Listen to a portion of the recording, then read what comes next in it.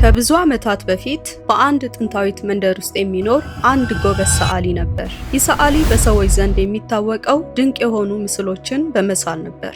እሱ የሳለው ሰው ሁሉ በሕይወት ያለ ይመስል ውበትና ግርማ ይላበስ ነበር።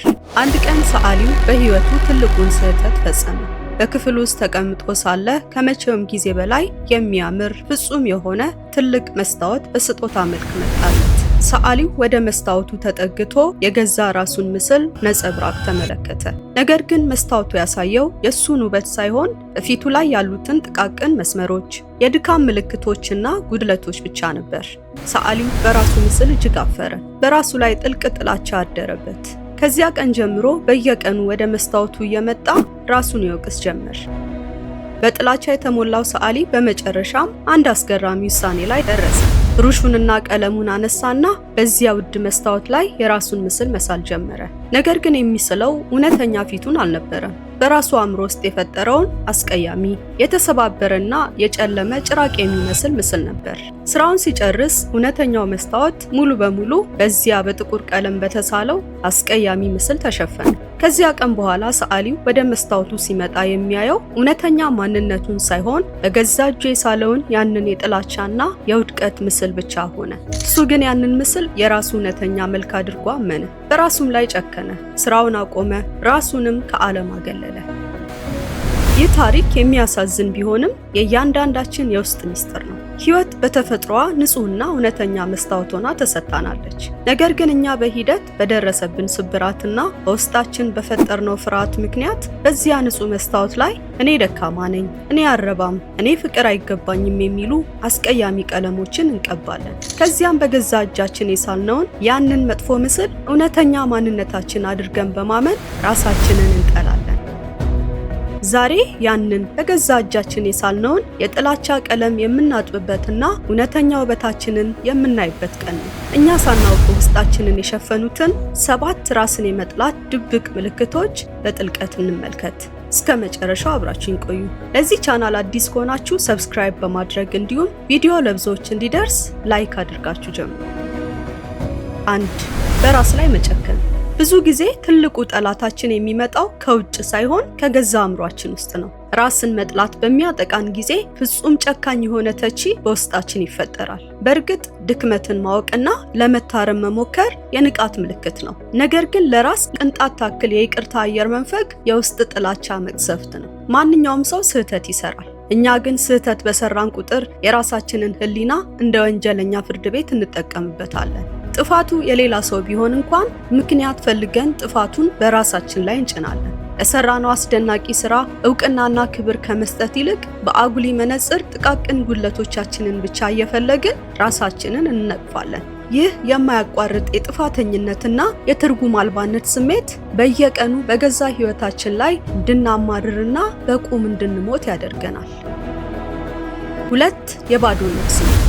ማህበራዊ ግንኙነቶች የደስታ ምንጭ መሆን ሲገባቸው ፍርሃትንና ስጋትን የሚጭኑብን ከሆነ ቆም ብሎ ማሰብ ያስፈልገናል። በራስ መተማመን ካላቸው ደስተኛ፣ ብልህ ወይም ስኬታማ ሰዎች ጋር ስንሆን የሚሰማን ምቾት ማጣት የውስጣችን ስንጥቅ ነጸብራቅ ነው። ይህ የሚሆነው የራሳችንን ውድ ዋጋ ዘንግተን ዘወትር ራሳችንን ከሌሎች ጋር ስለምናነጻጽር ነው። እኔ መቼም ቢሆን እንደነሱ መሆን አልችልም የሚለው ተስፋ አስቆራጭ ድምፅ በውስጣችን ይነግሳል። የሌሎችን ስኬት ስናይ እኛ ያጣነውንና የጎደለንን ነገር ብቻ እየመዘዝን እናያለን። በሰዎች መሃል ሆነን ብቸኝነት የሚሰማን የራሳችንን ማንነት ስለምንጠላው ነው። እንዲህ አይነቱ አመለካከት በሕይወታችን ውስጥ ላሉት መልካም ነገሮች ሁሉ ምስጋና ቢስ እንድንሆን ያደርጉናል። 3. ራስን አለመንከባከብ። የምንወዳቸውን ሰዎች በደስታና በጤና እንዲኖሩ፣ የተሻለ ነገር እንዲያገኙ ሌት ተቀን እንለፋለን። ታዲያ ለምን ይሆን ይህንን መልካምነት ለገዛ ራሳችን የምንነክፈው? መልሱ ግልጽ ነው። ራሳችንን ስለምንጠላ ነው።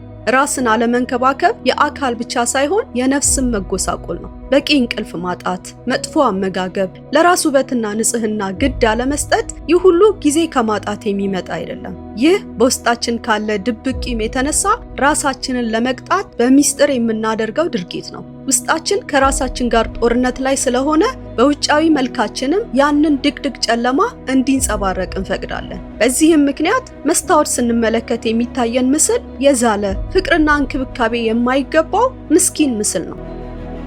4 በገዛ እጅ ደስታን ማውደም። በማንኛውም ሁኔታ ውስጥ መጥፎውንና ጨለማውን ሳይድ ብቻ የሚፈልግ ተስፋ አስቆራጭ ማንነት አለን። ሰው ከልቡ ሲያመሰግነን ወይም ሲያደንቀን ውዳሴው እውነተኛ ሳይሆን ሊያፌዙብን ወይም ሊንቁን የፈለጉ ይመስለናል። የሰዎችን በጎ ቃል አንቀበልም፣ ነገር ግን የሚሰነዘሩብንን ትችትና ነቀፋ በቀላሉ ወደ ውስጣችን እናስገባለን። ምክንያቱም ያ ነቀፋቸው እኛ ለራሳችን ያለንን የተበላሸ ምስል ስለሚያጸናልን ነው። ማንም እንዲረዳን አንፈቅድም። ችግሬ የራሴ ብቻ ነው፣ መከራውም ይገባኛል ብለን እናምናለን። በዚህም ምክንያት በህይወታችን ውስጥ ጣዕምና ደስታን በገዛ እጃችን እንገፋለን። ደስታን እንደ ስጦታ ከመቀበል ይልቅ እንደ ስጋት እንቆጥረዋለን። 5 ራስን ማግለልና የብቸኝነት እስር ቤት። ከሰዎች ጋር ዘላቂና ጥልቅ ግንኙነት መመስረት ትልቅ ፈተና ይሆንብናል። የሰዎችን ፍቅር፣ አክብሮትና ትኩረት እንደ ከባድ ሸክም እንቆጥራለን። እኔ ከነሱ ጋር ለመሆን ብቁ አይደለሁም፣ የኔ መኖር ለነሱ ዕዳ ነው የሚል የውሸት ትረካ በአእምሯችን ውስጥ እንፈጥራለን። ሰዎች ከኛ ጋር ጊዜ ማሳለፋቸውን እንደ ውለታ እንቆጥራለን። እንዲህ ያለ ለራስ ፍቅር ማጣት የሌሎችንም ንጹህ ፍቅር ለመቀበል ልባችንን ዝግ ያደርገዋል። ሰዎችን በማንነቴ አላስቸግርም፣ የእነሱንም ህይወት ወደ ኋላ አልስብም በሚል ሰበብ ራሳችንን በብቸኝነት ድቅድቅ ጨለማ ውስጥ እንቆልፋለን። ነገር ግን እውነታው ሰዎችን ማዳናችን ሳይሆን ራሳችንን ከፍቅር መሸሸጋችን ነው። 6 የውሸት ጭንብል ማጥለቅ። ለብቻችን ስንሆን ሌላ ሰው ነን፣ በሰዎች ፊት ስንሆን ደግሞ ፈጽሞ የተለየን ሰው እንሆናለን። እውነተኛ ማንነታችንን ማንም እንዲያየው አንፈልግም፣ ምክንያቱም እውነተኛ ማንነታችንን እንጠላዋለን። በሰዎች ዘንድ ተቀባይነት ለማግኘትና ለመወደድ ስንል የውሸት ጭንብል እናጠልቃለን። ሁሌም ሌላ ሰው መሆንን እንመኛለን። በገዛ ማንነታችን ስለምናፍርና ማንም እውነተኛ ማንነቴን ቢያውቅ አይቀበለኝም ብለን ስለምናምን እድሜያችንን በሙሉ የሌላ ሰው ሚና ስንተውን እንኖራለን። ይህ ደግሞ ውስጣችንን ይበልጥ ያደመዋል። 7 ታላላቅ ህልሞችን ለመናፈቅ መፍራት። ትልቅ ራዕይና ስኬትን ማለም ያስፈራ ነው። እኔ መቼም ቢሆን ይህንን ማሳካት አልችልም፣ ታዲያ ምን ያደክመኛል በማለት የገዛ ተስፋችንንና ምኞታችንን ገና ሳይወለድ በጭንገፋ እንቀብረዋለን። ካለንበት የለመድነው የምቾት ክልል ለመውጣት ድፍረቱ ይከዳናል። የመውደቅና በሰዎች ዘንድ ተቀባይነትን የማጣት ፍርሃት ክፉኛ ያስደነግጠናል። በትናንሽ መሰናክሎችና ውድቀቶች በቀላሉ ተስፋ እንቆርጣለን። በገዛ ችሎታዎቻችን ላይ እምነት ስለሌለን ህይወታችን እንዲያድግና አዳዲስ ተሞክሮዎች እንድናገኝ የሚመጡትን ወርቃማ እድሎች በገዛ እጃችን እንዘጋቸዋለን። ስኬትን ከመናፈቅ ይልቅ ስኬት ለኔ አይገባኝም የሚለው የውስጥ ስብራት ያሸንፈናል። ስለዚህ ምን እናድርግ?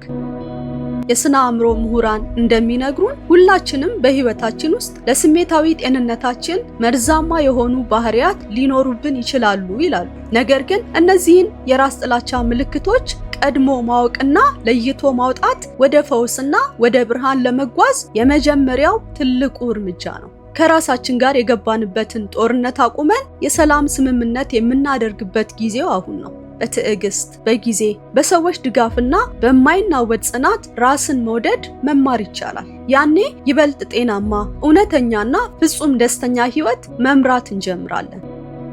እነዚህ ነጥቦች የራሳችሁን ወይም በዙሪያችሁ ያሉትን ሰዎች የውስጥ ትግል እንዳስታወሷችሁ ተስፋ አደርጋለሁ። ከ7ቱ ምልክቶች ይበልጥ የነካችሁ የትኛው ነው? በኮሜንት አሳውቁኝ።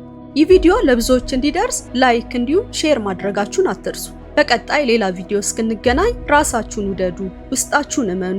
ሰላም ቆዩልኝ።